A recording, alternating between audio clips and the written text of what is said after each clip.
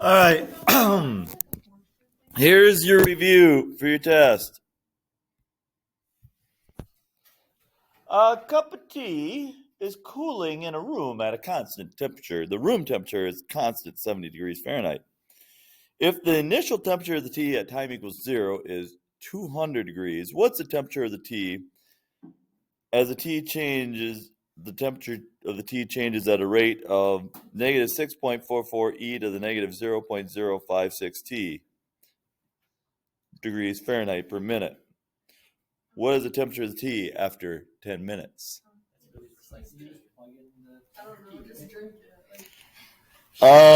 If you would plug in the 10 for t, that would not be calculus. That would just be simple algebra. Okay. But it has an E, so. Why does everything need to be calculus? Why does everything need to be calculus?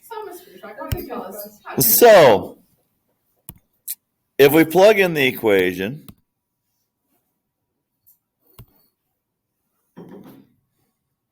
and we graph it, it looks like that. Okay?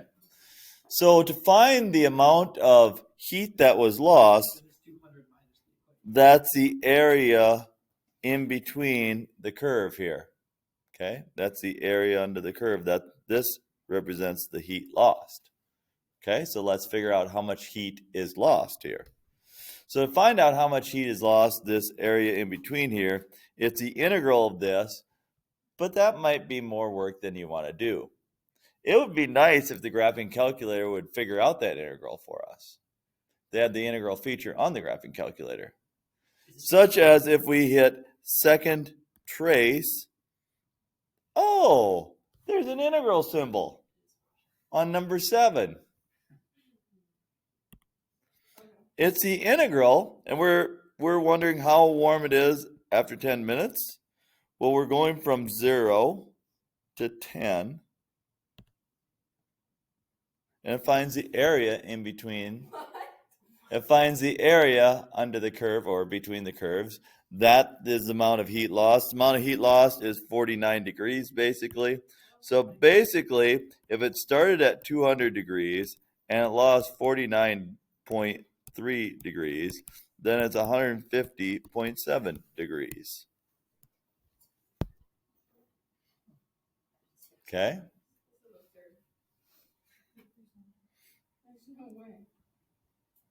There's no way what? That.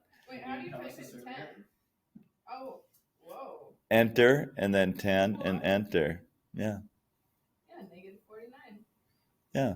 So it lost 49 degrees of heat. So. All right. Can I do this for everything? No. Sorry. Like, can I do it for this? The amount of, nope, because you're not given a function that you can graph on a graphing calculator for this one. So you have to look at this one. The amount of water filling a large pond is shown in the graph. How much water drains into the pond during the 12 hours?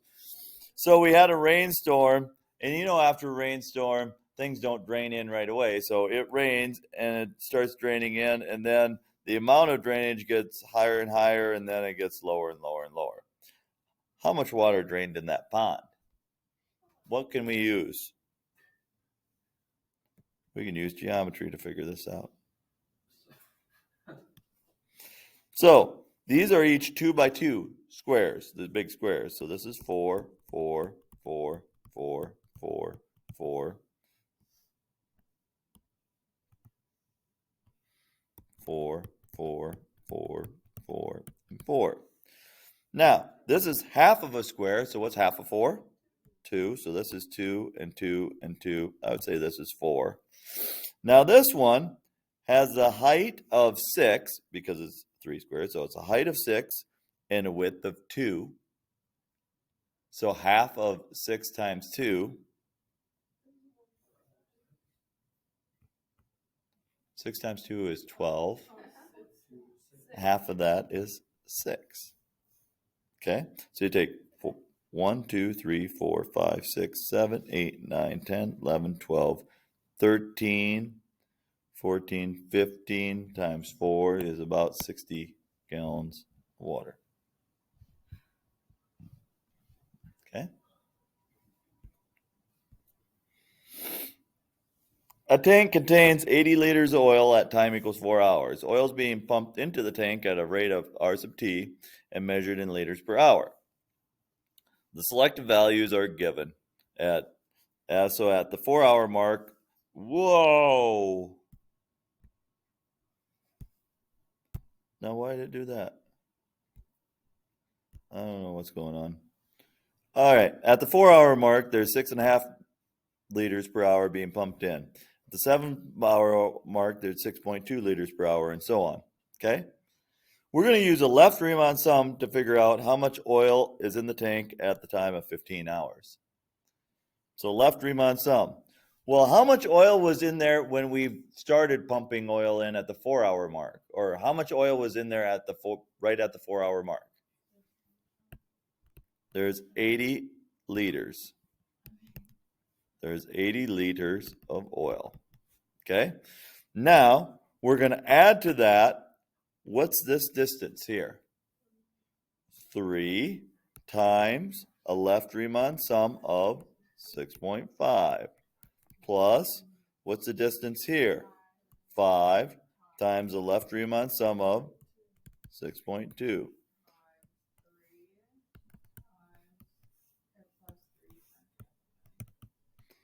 And then if you do the math, you'll end up with the approximate number of liters of oil in the tank at 15 hours.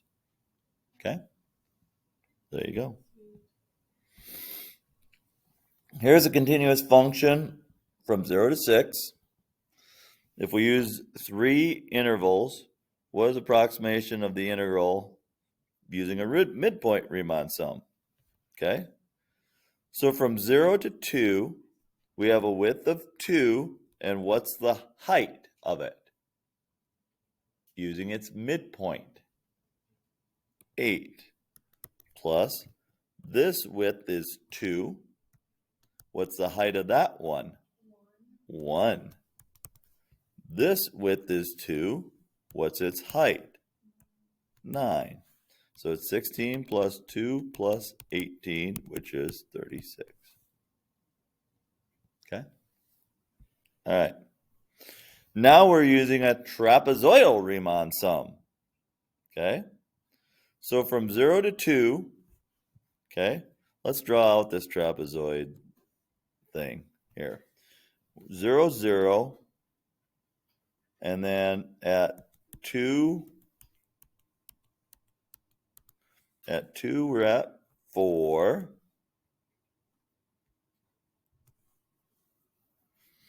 At 3, we're at 6. At 4, we're at 5. At 5, we're at 3. And at 6, we're at 0. Okay. So, our trapezoid here is a triangle. Okay. From 2 to 4, we're here. Our trapezoid here. So, like that and like that, I would guess. Okay. So, we're like that. So 0 plus 4, and take half of that, half of 0 plus 4 times 2.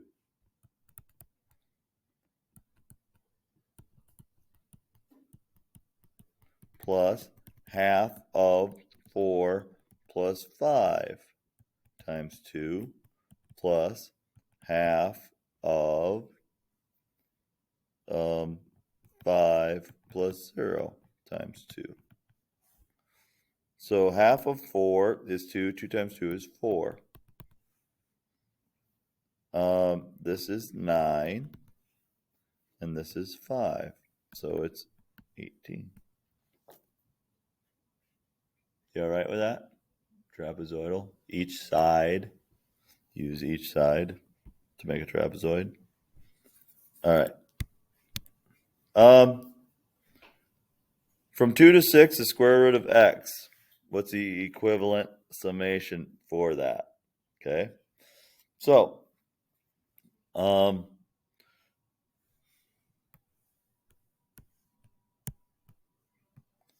root of x function looks somewhat like that. Definite integral. So we're going from 2 to 6. So the width is an arbitrary number, and we take 6 minus 2, which is 4, divided by the number of times we make rectangles. And so we start at 2, and we go from there.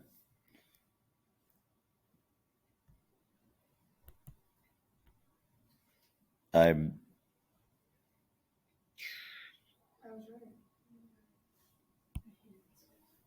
hate these ones. I feel like you literally just have to guess. Okay, wait. Oh. Okay. Okay, now I see the difference.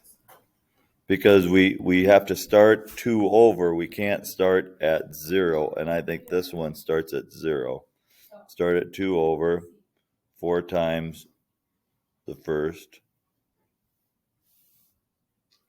Divided by the number of times.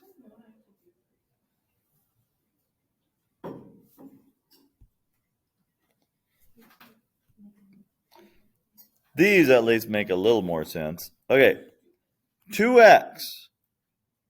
If we're taking the derivative of the integral, you take the 2x, plug it in for the t. So it's the ln of 2x cubed plus 1 times the first derivative of what you're plugging in, which is 2. Kind of chain rule type of thing.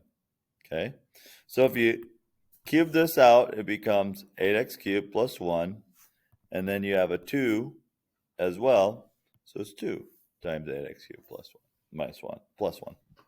Okay, are we good with that? Yeah. So here, the 2 we plug in, so we get the square root of 4x squared minus 2x. And then we're finding the first derivative at 2. So at 2, if we plug in the 2, times 2, because we have to do the dx. If we plug 2 into here, 2 squared is 4, times 4 is 16, minus 4 is 12. So we get the square root of 12 here, times 2, which is 2 square root of 12.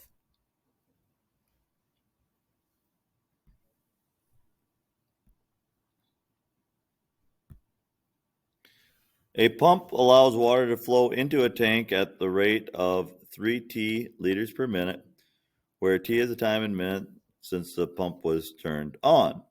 Which the following function measures the accumulation of water from 1 to x as we move along that figure. Okay, from 1 to x. So we have to go from 1 to x and the integral to find the area under the curve of 3t, which would be this one. Because this one would start at 0. Okay, so it's the integral because it's the area under the curve.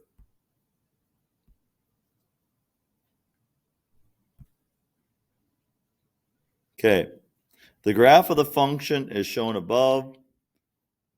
From 1 to x of f of x. For what values of x between 0.5 and 6.5 do we have a relative minimum? Okay, where do we have a relative minimum? So I guess we're just looking at this, not that. Okay, now, where do minimums occur? when the graph is going from what slope to what slope? From negative to positive. Okay? So because this is the integral of this, okay, this is like the first derivative graph. So this right here goes from positive to negative, so that would be a max. This goes from negative to positive, this would be a min. And then this would just be a flat spot because it's a positive slope to another positive slope. Okay? So where would the min occur? Well, the minimum occur would be at 3. Okay? All right. So if this equaled negative 3 and this equaled 5, then what does this equal? Well, this goes from 4 to negative 10, so we would want it from negative 10 to 4. What would negative 10 to 4 of gx dx actually equal? Positive 3. Okay? And then if we add this to this one, that goes from 4 to 6, and we get 5. What's 5 plus 3? And that's our answer. Okay? Because this is backwards, so we have to make it the right way, and then add it onto that to make this whole function from negative 10 all the way to 6. Because you add negative 10 to 4 and 4 to 6, add them up. Okay? Now we get to the easier ones. Okay? How do we integrate that? 1 over 3x cubed minus 5 over 2x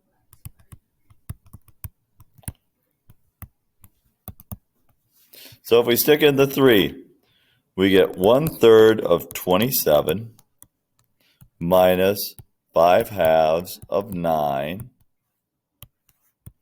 minus 5/2 of 9. Thank you. And then we get negative 8/3 minus 5/2 times 4. All right, so this would be 9 minus 45/2 minus, this would be negative 8/3 minus 20/2 or minus 10. So common denominator here. If we make a common denominator through everything, so that would be 6ths, we get 54/6 minus 135/6. If we distribute our negative sign, this becomes positive, so then it's plus 16/6 plus 66. So 54 and 16 make 70, plus 60 is 136, minus 135/6 is negative 5/6. Now, you're going, I don't know, what if I make a little math error?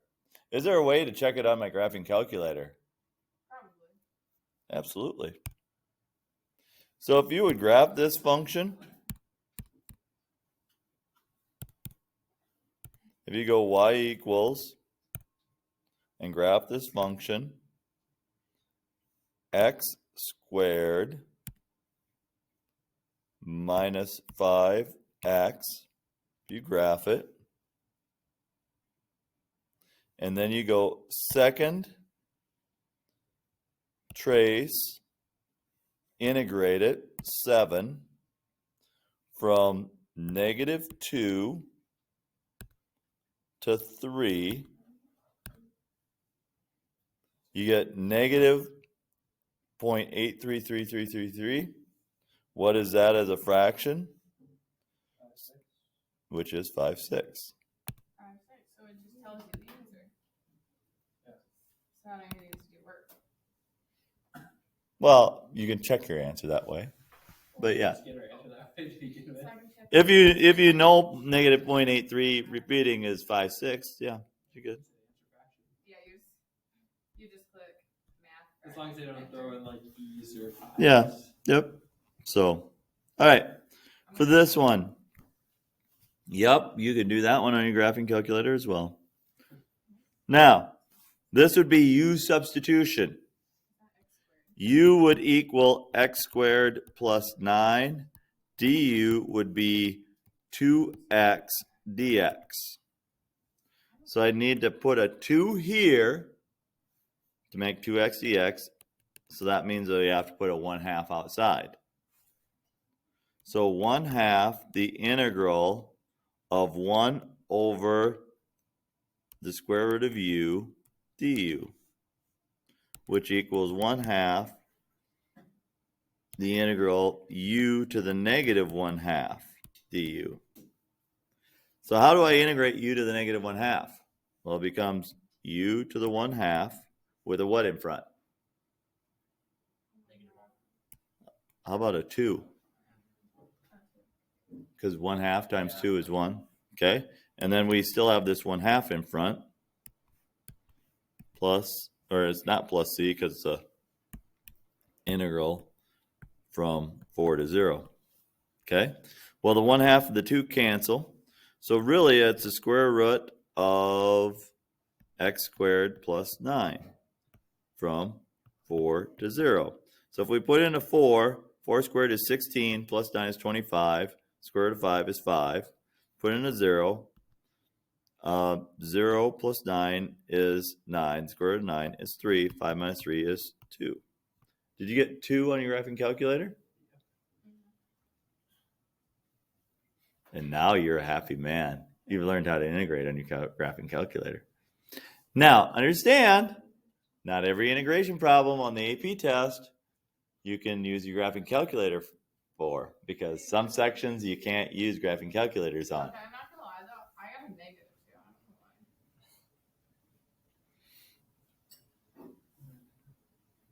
gonna lie. Were you sure that this was in the denominator? Also, did you type in 0 to 4, 4 to 0? I typed in 0 to 0. Or It's do I need to type in 0 to 4? 0 to 4. Okay, that's fine. Okay. Okay, this one is another u substitution problem where u equals x to the 4th plus 2x squared plus 9. So then du would be 4x cubed plus 4x. So if we have an x cubed plus x here, we need a 4 in front of there with a 1/4 on front to counteract that. So it's 1/4 times the integral from 0 to 1 of u to the 1/2 du. Well, we just did u to the 1, well, so not that, because I was using negative 1/2 there. So u to the 1/2, whoa, I hate when that happens. Okay, so it's u to the 3/2 with a 2/3 in front with a 1/4 in front of that. Plus c, or not plus c, because it's a integral from 0 to 1. So we get 1/6 times x to the 4th plus 2x squared plus 9 from 1 to 0. Oh, this is to the 3/2. Okay? So if we put in a 1, we get 1 plus 2, which is 3, plus 9, which is 12. Ooh, 12 to the 3/2 power. Yeesh.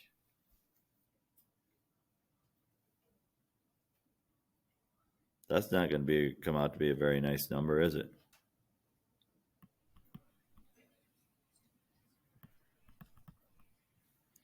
So it's 1/6 of 12 to the 3/2 minus 1/6 of 9 to the 3/2. 9 to the 3/2 is 27. So this is 27/6. 12 to the 3/2, I don't even know. 12 cubed is a big number. Take the square root of that. It's ugly. 3 halves. Yeah. 41.57. Yeah, it. Hopefully, well, the nice thing is yours test is multiple choice. So you should have an answer that you can get there with the calculator on this one.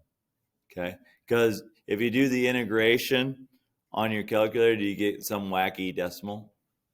I got Looks like E. It- No, never mind. I got 243 divided by 100. Yeah. So that sounds about right. Because if you take 1/6 of 41, you're in that 6 point something ballpark minus 27/6. Yeah, 2 point something. Yeah, 2.428. Yeah, it probably pretty close to that. Okay. All right. When you have a fraction, what should you do? Long division. Looks like long division for this. Ooh, no. No, this one, because the denominator is higher than the numerator. So this is still u substitution.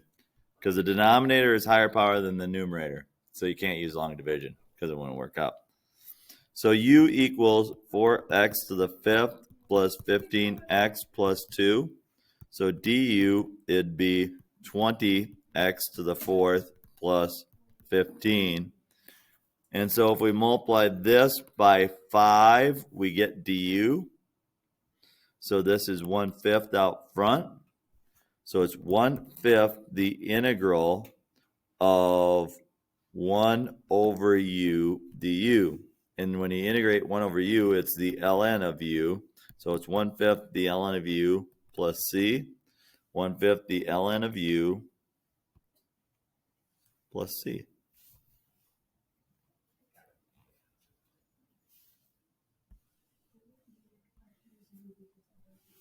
Okay, this one is long division. Long division. Because the numerator is higher than the denominator, no simplifying that we can do. So we have 6x squared minus 4x minus 25 divided by x minus 2. 6x. So it's 6x squared minus 12x. Change the signs in the bottom row and then add. So we get 8x minus 25. What times x is 8x? 8. Do that. It's 8x minus 16. Change the signs in the bottom row and then add. We get negative 9. So it's minus 9 over x minus 2. So if we integrate this, 6x would be 3x squared.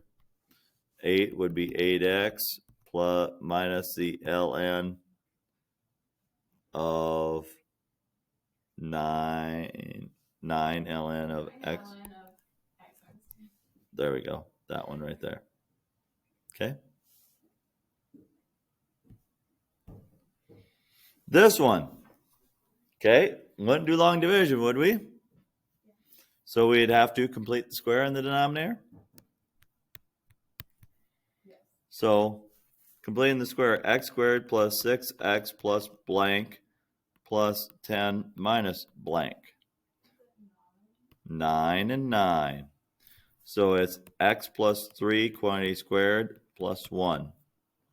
So it's x plus 3 quantity squared plus 1 squared. So it would be the tangent one. Don't have those written down anywhere, do I? No, but it'd be multiple choice, so you can probably guess. So it's the tangent of like x plus 3 over 1, which is x plus 3 plus c. Wait, is this one multiple choice? Yeah. Okay. Yeah, these are multiple choice. Oh, wait, the whole thing's multiple choice. Yes, the whole, Yeah, okay. everything is multiple choice here. So so it would be the tangent one, and I should actually have these written down, or you should have them on a note card or something. The tangent ones. Is the 8 Tangent. plus 12